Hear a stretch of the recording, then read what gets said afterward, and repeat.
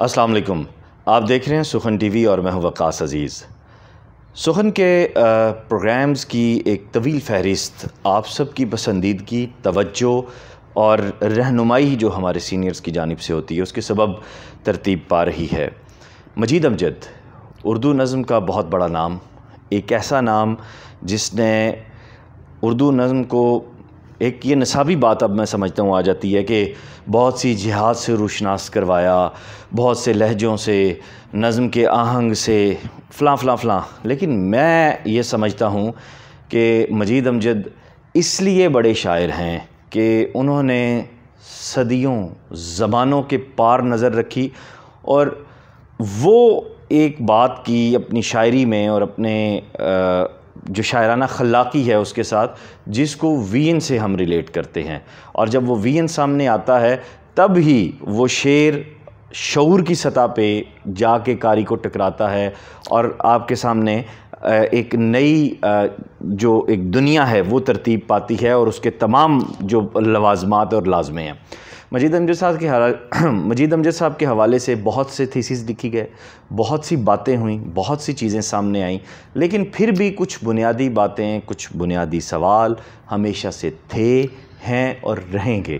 ان سب پہ بات کرنے کے لیے میں آج جس شخصیت کی خدمت میں حاضر ہوا ہوں، ہمارے اساتذہ میں سے ہیں، یونیورسٹی کا درجہ رکھتے ہیں، اور آپ کو یہ کریڈٹ جاتا ہے کہ آپ نے مجید امجد صاحب کی کلیات کو نہ صرف مرتب کیا بلکہ اس کو درست ترتیب کے ساتھ قارئین کے سامنے رکھا اور پھر مجید امجد کو ایک مکمل شکل میں آسانی کے ساتھ نئی نسل کے لیے محفوظ کر دیا۔ میری مراد ڈاکٹر خواجہ محمد ذکریہ صاحب سے ہے، آئیے ان کے پاس چلتے ہیں اور ان سے بات کرتے ہیں۔ السلام علیکم سر، کیسے ہیں آپ؟ ٹھیک ہیں، خیریت سے ہیں؟ بہت شکریہ سر، آپ نے مجید امجد صاحب کے حوالے سے ہمیں وقت دیا۔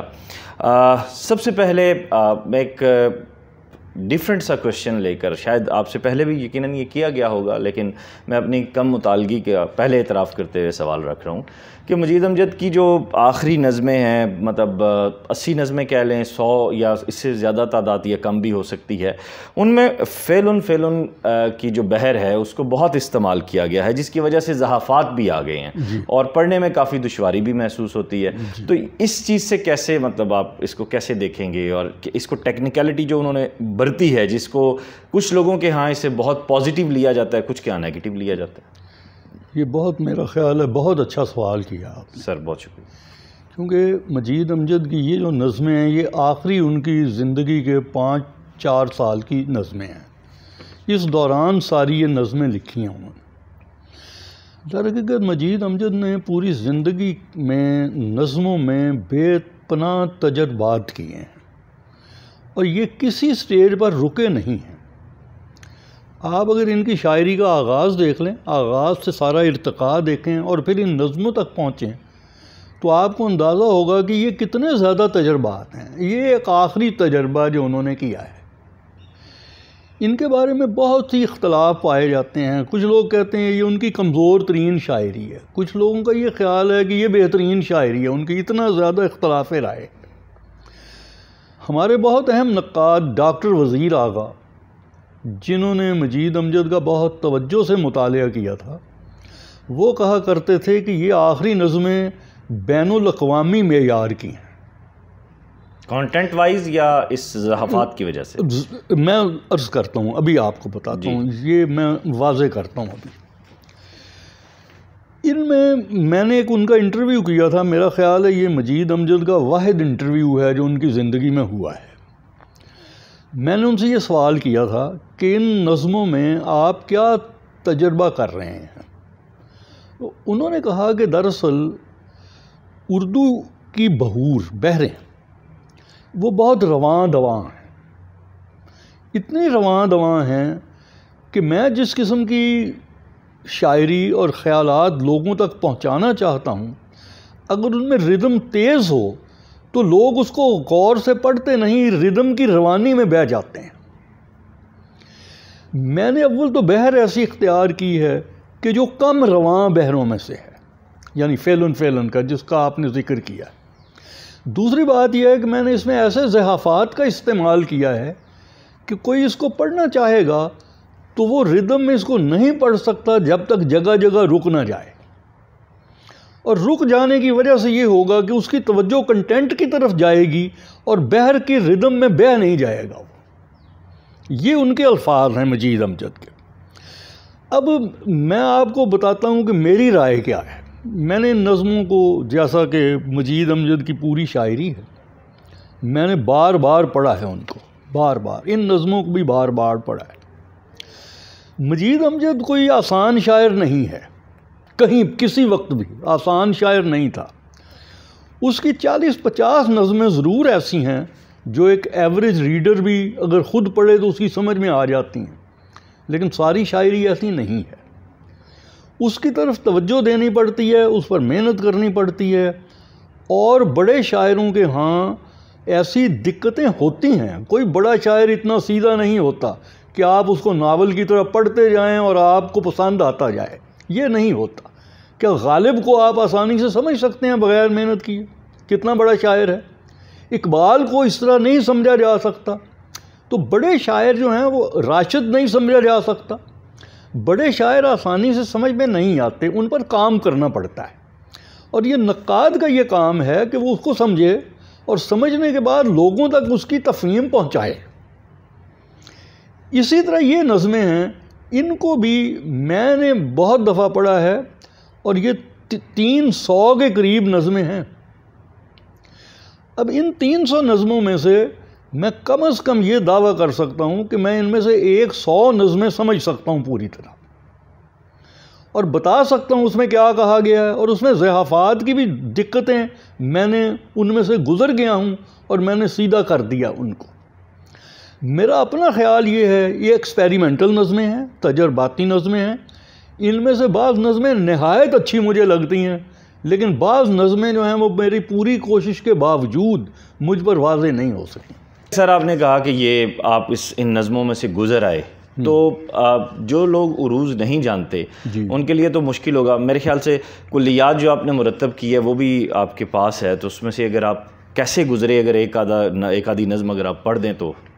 جی میں عرض کرتا ہوں۔ جی سر، جی سر۔ لیکن ایک بات میں یہاں آپ کو پہلے بتا دوں۔ جی، آپ نے کہا ہے کہ جن کو عروض کا پتہ نہیں وہ ان نظموں میں سے کیسے گزریں گے۔ تو میں نے جب مجید امجد سے یہ کہا تو انہوں نے کہا کہ بھائی بات یہ ہے کہ میرا اصل مقصد ہے کہ جو میں بات کہنا چاہتا ہوں وہ لوگوں تک پہنچے۔ واہ۔ اگر فرض کیجئے کہ وہ اس کو نثری نظمیں سمجھیں اور نثری نظم سمجھ کر اس کو پڑھنا شروع کر دیں تو مجھے کوئی اعتراض نہیں، اس کا کنٹینٹ سمجھنے کی کوشش کرنی چاہیے۔ بڑے شاعر کی بڑی بات۔ جی، اب اس میں سے میں آپ کو صرف یہ بتانے کے لیے کہ یہ ایک ردم ہے باقاعدہ۔ جی جی۔ ایک نظم ہے جو اس طرح شروع ہوتی ہے: جن لفظوں میں ہمارے دلوں کی بیعتیں ہیں، کیا صرف وہ لفظ ہمارے کچھ بھی نہ کرنے کا کفارہ بن سکتے ہیں؟ اب میں جس طرح پڑھ رہا ہوں یہ بالکل ردم ہے، بالکل ردم ہے، 100% ردم ہے۔ کیا کچھ چیختے معنوں والی سطریں سہارا بن سکتی ہیں ان کا، جن کی آنکھوں میں اس دیس کی حد ان ویراں صحنوں تک ہے؟ کیسے یہ شعر اور کیا ان کی حقیقت؟ نا صاحب اس لفظوں بھرے کنستر سے چلو بھر بھیک کسی کو دے کر ہم سے اپنے قرض نہیں اتریں گے، اور یہ قرض اب تک کس سے اور کب اترے ہیں؟ اس طرح سے ہے، یعنی میں نے جو ان پر کوشش کی ہے، بار بار ان کو پڑھا ہے، تو میں یہ دعویٰ کر سکتا ہوں کہ میں 90% تک اس کو رواں پڑھ سکتا ہوں اور عروض میں اس کی تکتیب بھی کر سکتا ہوں۔ صحیح صحیح صحیح۔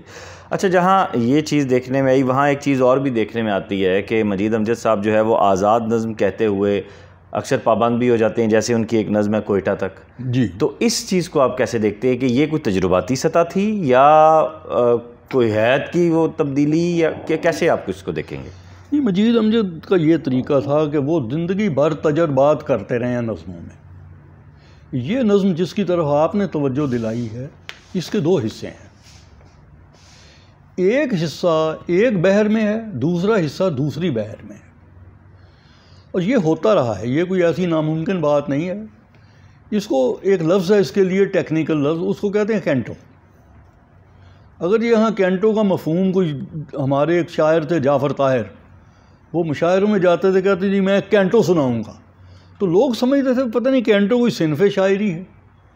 لیکن اگر مغرب کے آپ شاعروں کو پڑھیں، بہت مشہور شاعروں کو پڑھیں، جیسے بائرن ہے، بائرن میں لکھا ہوگا کینٹو، آپ وہ پڑھ جائیں گے، پھر آگے لکھا ہوگا کینٹو 2، کینٹو 3، کینٹو 4. ایسے ہی ہے، ایسے ہی.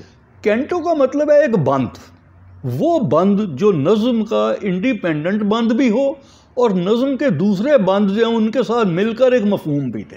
بالکل ایسے ہی ہے. اسی طرح کی یہ نظم ہے کہ اس میں 2 کینٹو سمجھ لے ہیں اور 2 مل کر بھی ایک مفہوم دیتے ہیں اور الگ الگ بھی ان کا مفہوم ہے. صحیح صحیح. مجید امجد راشد میرا جی فیض سے کیسے مختلف، اور آپ مجید کو راشد سے بڑا شاعر کیوں مانتے ہیں؟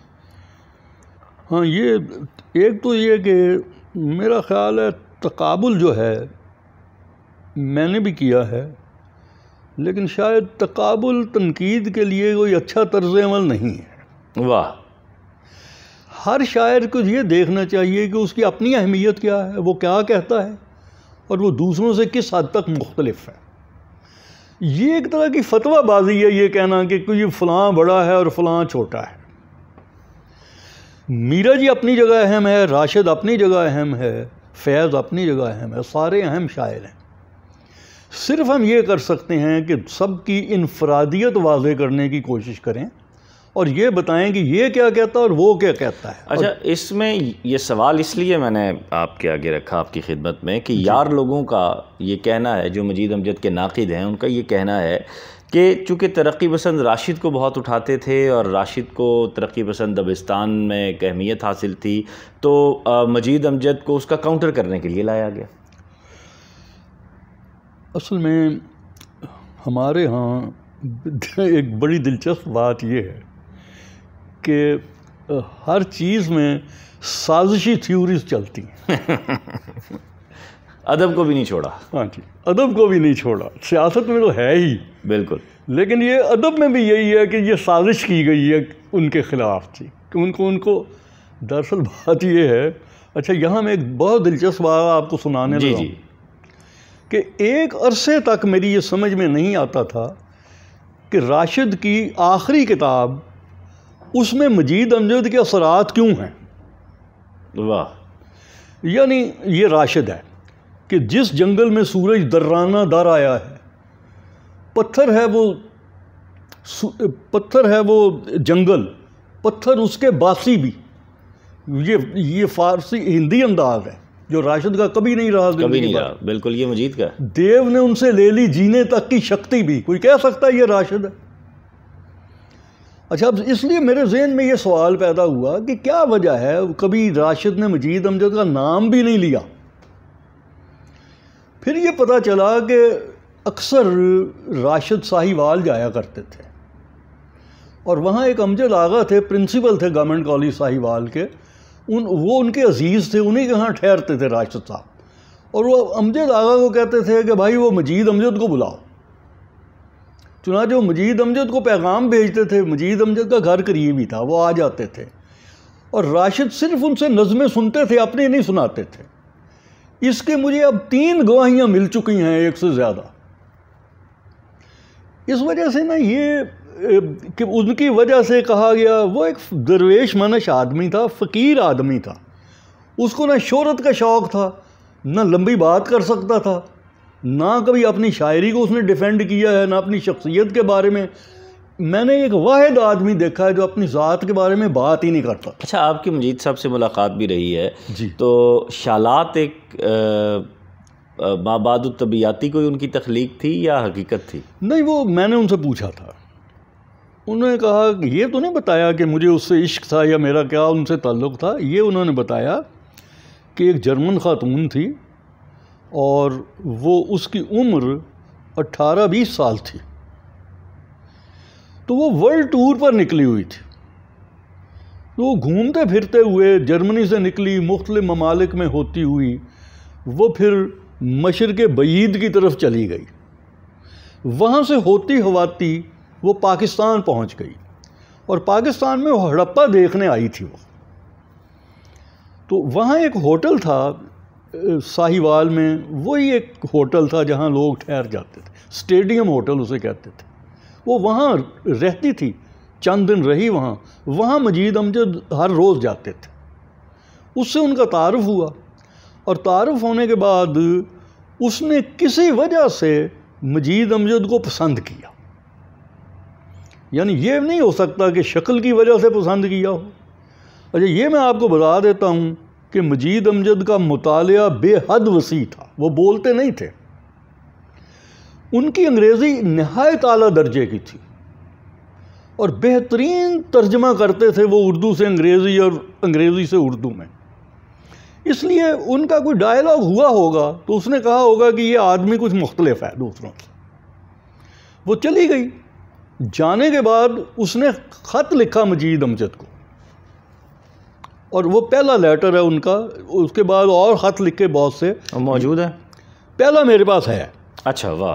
पहला मेरे पास है, मैंने वो आमिर सोहेल को दिया था, उसने अपने थीसिस में नकल किया है, वो मैंने दिया था उनको, मेरे हवाले से लिखा हुआ उन्होंने। उसके बाद जितने ख़त थे, बदकिस्मती ये हुई कि वो इफ्तिखार जालिब एक शायर थे जदीद, वो ले गए। अब्दुल रशीद साहब एक उनके दोस्त थे, उनके पास ज़ख़ीरा आ गया था मजीद अमजद का, वो ले गए, ये मैं एडिट करूँगा। कराची रहते थे वो। एक दफ़ा मुझे एक तकरीब में मिले तो मैंने इफ्तिखार जालिब से कहा कि भाई वो खतूत निकालो, तुम्हारे पास हैं। कहते हैं वो मैं एडिट कर रहा हूँ। मैंने कहा इफ्तिखार जालिब साहब, इंसान का कुछ नहीं पता होता, आप एक फ़ोटो कापी एक मुझे दे दें उनकी। कहते नहीं, बस मैंने मुरतब कर लिए हैं, और उनका इंतकाल हो गया, इसलिए वो खतूत पता नहीं कहाँ गए, ज़ाया हो गए। ओह। आखिरी सवाल मैं आज की इस नशिस्त का करना चाहूँगा कि मजीद अमजद जैसे बड़े शायर का दुनिया की दीगर ज़बानों में तर्जुमा क्यों ना हो सका? आपने क्या उस जानिब तवज्जो दी, या आप भी मसरूफ़ियत के सबब ना दे सके? मजीद अमजद बहुत आहिस्तगी से हमारे सामने आया है, बहुत आहिस्तगी से। जब उसका इंतकाल हुआ उस वक्त तक बहुत कम लोग उसे जानते थे। हालांकि उनकी नज़में तवातुर से छपती थीं, लेकिन कोई नहीं पढ़ता जब तक कोई तवज्जो दिलाने वाला ना हो। बहरहाल उनका इंतकाल हो गया। इंतकाल होने के बाद अचानक ही एक लहर आई, उनके बारे में लोगों ने लिखना शुरू कर दिया। अब वो लहर बढ़ती चली गई और आज तक बढ़ रही है वो। यानी अब ये इंतहाई में आपको एक बात बताने में, मेरे सर्वे पर है ये मुश्तमिल, कि पिछले 40 साल में नून मीम राशिद की कुल्लियात के 2 एडिशन छपे हैं, इनके 8 छपे हैं। ये आपके पास अभी ताज़ा एडिशन? ये 8वां है। तो ये इसमें भी कोई चीज़ें ऐड हुई हैं या ये बिल्कुल नहीं? ये वही है। ये मैं इसलिए आपको बता रहा हूँ कि किताब बिकती है, जाहिर करती है कि वो शायर पसंद किया जाता है, नहीं जाता, पढ़ा जाता है, नहीं पढ़ा जाता। ये एक इंडिकेटर है बहुत बड़ा।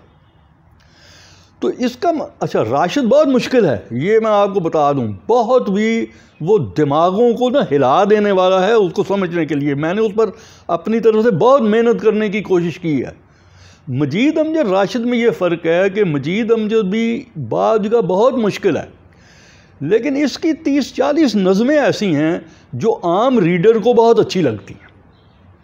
इसलिए जब वो पढ़ता है वो उसे पसंद आती हैं, अच्छी लगती हैं, समझ में आती हैं, फिर वो मुश्किल चीज़ों को भी पढ़ने के लिए तैयार हो जाता है। सही सही सही। जबकि राशिद के यहाँ आपको आम फहम कोई चीज़ नज़र नहीं आए। तो अब हम फ्यूचर में ये उम्मीद रखें कि मजीद साहब का तर्जुमा दीगर ज़बानों में हो? तर्जुमे हुए हैं, अच्छा, शुरू हो गए हैं। सही। प्रोफेसर सज्जाद शेख जो गॉर्डन कॉलेज में पढ़ाते रहे और फिर और भी बहुत से कॉलेजों, उनको अदब से बहुत ज़्यादा दिलचस्पी थी और मंटो पर अथॉरिटी थी। आपको ये भी मालूम होगा कि मंटो पर एक मजीद अमजद ने बहुत आला दर्जे की नज़म लिखी हुई। जी बिल्कुल, वाह वाह वाह वाह वाह, क्या नज़म है वो, सुभान अल्लाह। और उस नज़म के असरात हमें फिर गुलजार तक और आज भी मिलते हैं। जी। उसके बाद सज्जाद शेख साहब ने उनकी 100 नज़मों का अंग्रेज़ी में तर्जमा किया है, और 2-2, 4-4, 6-6 नज़मों के तर्जमे तो होते चले जा रहे हैं अब। तो मुझे उम्मीद है कि मजीद अमजद जिस तरह से रफ्ता रफ्ता लोगों के जहनों में आ रहा है, पसंद आ रहा है, अब वो स्टेज आ गई है कि मजीद अमजद को भुलाया नहीं जा सकता। सही। سر آپ کا بہت شکریہ، آپ نے وقت دیا، اور مجید امجد لورز کے لیے یہ ایک پروگرام جو ہے یہ توشہ خاص ہے، اور میں یہ سمجھتا ہوں کہ مجھے آج مجید فہمی کے حوالے سے بہت کچھ سیکھنے کو ملا، اور آپ کو بھی اگر یہ پروگرام پسند آیا تو زیادہ سے زیادہ اسے شیئر کیجئے گا، لائک کیجئے گا، اور مجید امجد کی نظموں کو حرز جاں بنائے رکھیے گا۔ اپنا خیال رکھیے گا۔ خدا حافظ۔